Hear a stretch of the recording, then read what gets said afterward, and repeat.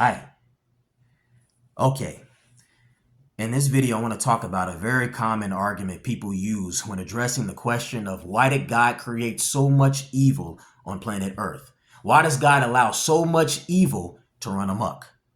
And that's the free will argument. But before I do, I just want to say this briefly. In one or two videos, I talked about Gnosticism. And in those videos, I referred to people who believe in Gnosticism as Gnosticists. But that's the incorrect term. They're actually called Gnostics. All right, so I was using the wrong term. Now, Gnosticism is a relatively new belief system as far as I'm concerned. I stumbled upon it like 2 years ago, but it's a belief system that's been around for ages, apparently. But for me, it's pretty new. And I'm sure it's new for a lot of people as well. Like most people don't even know about Gnosticism. So the fact that I was using an incorrect term probably flew over a lot of people's heads anyway. But still, I just wanted to put it out there that I was saying it incorrectly. And I also want to say, again, I'm not a Gnostic. I'm not a full-fledged Gnostic by any means. There's an aspect of Gnosticism that I do believe in, and that's the notion that Earth was created by an evil spirit, a demonic entity, or a demiurge, as Gnostics refer to it as. But apart from that, I'm not a full-fledged Gnostic or anything. So I just want to say that. And I just think it's similar to the whole concept of trying to communicate with someone that's speaking a second language. They may not say every word correctly, but you still get what they're trying to say. And as far as me, even though I probably wasn't saying every word correctly, I feel like my main point was still clear. And that's, I believe life on Earth was created by a demonic entity. That being said, I want to get on to the main topic of this video, the main course meal of this video. And that's the free will argument. The free will argument. Whenever you hear someone ask the question of why did God create so much evil on this planet? And why does God allow so much evil to run rampant? Everyone always says it's because of free will. God wanted us to have the right to choose. He loves us so much that he wanted us to have the right to choose. I want to start off by answering or addressing this argument like this. Freedom without boundaries is not love, it's negligence. And freedom without stipulations is not real freedom, it's anarchy. And demons love anarchy. Is it safe to say that this God, and when I say God, I'm referring to the Christian God and even the Islamic God, Allah. Is it safe to say these gods are demons in sheep's clothing? Is it safe to say that? Are they demons in angels' clothing? Because the kind of freedom that God has given everyone, man, I don't know. That looks like full-blown anarchy, if you ask me. I thought it was freedom of will, not anarchy of will. Free will, not anarchy will. Giving us the ability to exert free will, even to the extent of doing the most atrocious and wicked things to one another, without consequence. That's not love. That's negligence. That's negligence. God, he could have went about it in two ways. He could have put a limit on us as far as how far we could exert our free will in terms of, how far we can take certain evil acts. Now, some people are going to say, well, that's unfair, though. That doesn't mean he loves us and this and that. Well, I don't see how that's unfair. God put lots of limitations on us. He put a lot of physical limitations on us. There's a bunch of stuff humans cannot do. Humans cannot fly. We can't fly like birds. We can't shoot laser beams out of our eyes. We can't control chakra. At least not in the way, those anime guys do it. Those anime guys and girls do it, right? But, seriously, you see where I'm going here. We can't do these things. There's lots of things humans cannot do. We can't run as fast as cheetahs. We can't get knocked at lightning speeds and fly through brick walls and just survive. The attack on the trade centers, you remember those people are just jumping off the buildings? Splat! They all died. Buildings that high, no way in hell anyone is surviving. Like in the cartoons and stuff. So whatever it is, it put a lot of limitations on us physically in terms of what we can and cannot do. So the same way God put physical limitations on us, it could have did the same thing with our souls, with our spirits. It could have put a limit on how far the human spirit wants to carry out wicked acts, do terrible things to people. It could have put a limit on how far the human soul will go, or how much the human soul craves these things. But it didn't. And I believe that's very contradictory of a so-called all-loving God and all-fair God. This God is said to be omnibenevolent. That's what Christians and Muslims say. Sounds like a contradiction to me. Which leads me into possibility number 2. Let's just say God puts no limit on the human urge to commit wickedness.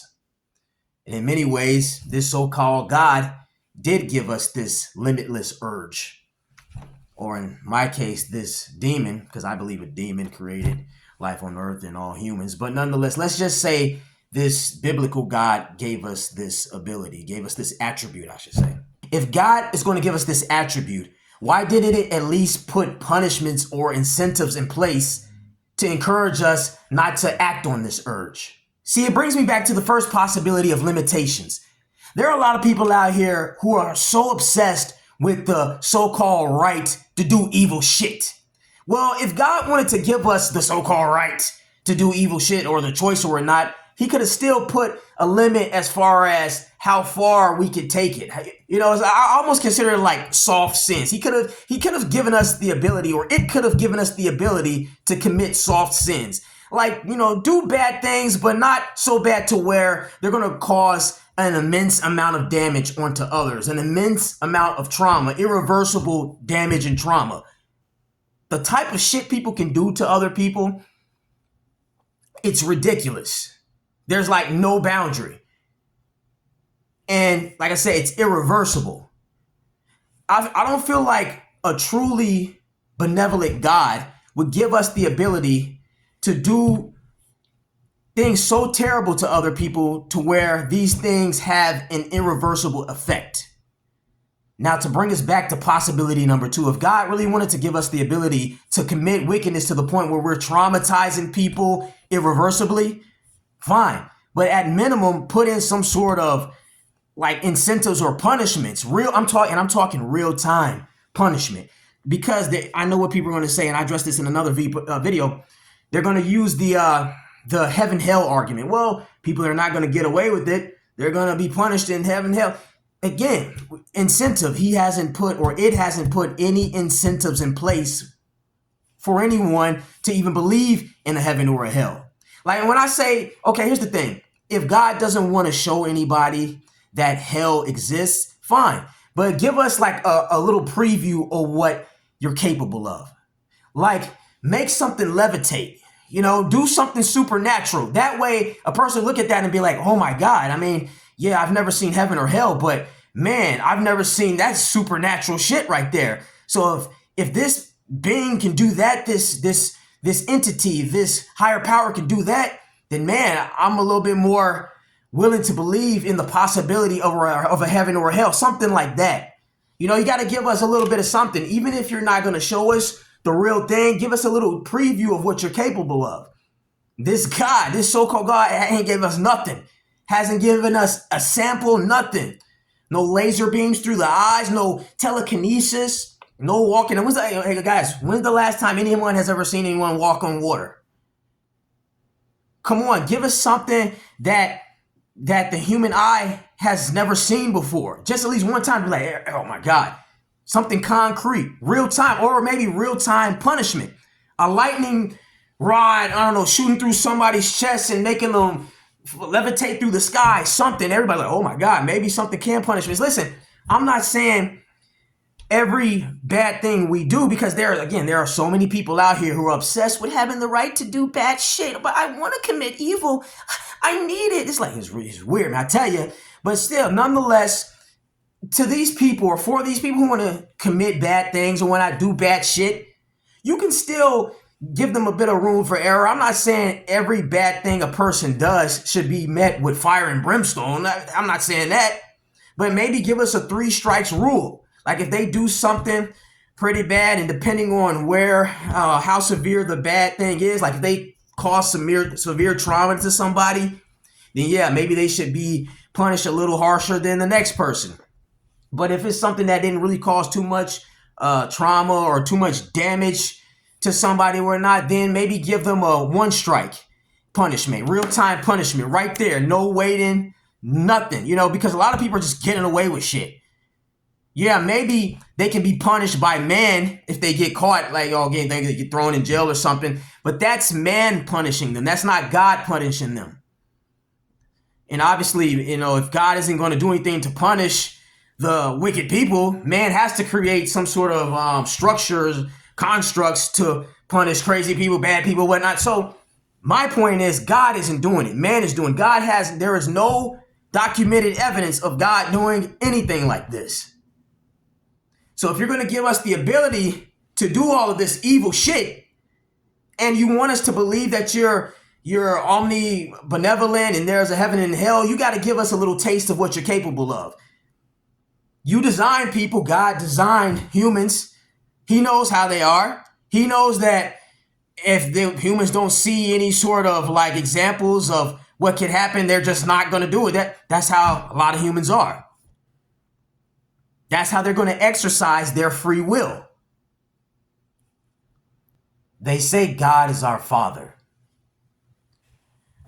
For all the listeners who have children and who claim to love their children, are you going to allow your little children to sniff a line of coke or a line of crack or whatever they do with coke and crack? I don't know if they're the same thing or if people snort it, sniff it. I'm not into drugs like that.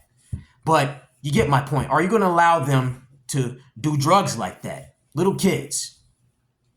I mean, you don't want to infringe on their free will, right? You don't want to deny them the choice, right? Yeah, I mean, they have free will to technically do it eventually. But while raising them, you're going to put certain incentives in place to encourage them or try to get them to make the right choice. God hasn't given us any incentives. No real-time punishment. Like I said, people with children, you might punish your kids if they do something bad. If they exert free will in a not so positive way. So the free will argument doesn't hold up, man. It really doesn't. God can give us all the stinking free will it wants. It still doesn't address the bottom line that if it really wanted us to do the right thing, it would give us some sort of incentives to use this free will in a positive way, in a good way, in a constructive way. So no. I don't believe that the God that they speak of in the Bible or the Quran created life on earth. This world was created by a demonic entity.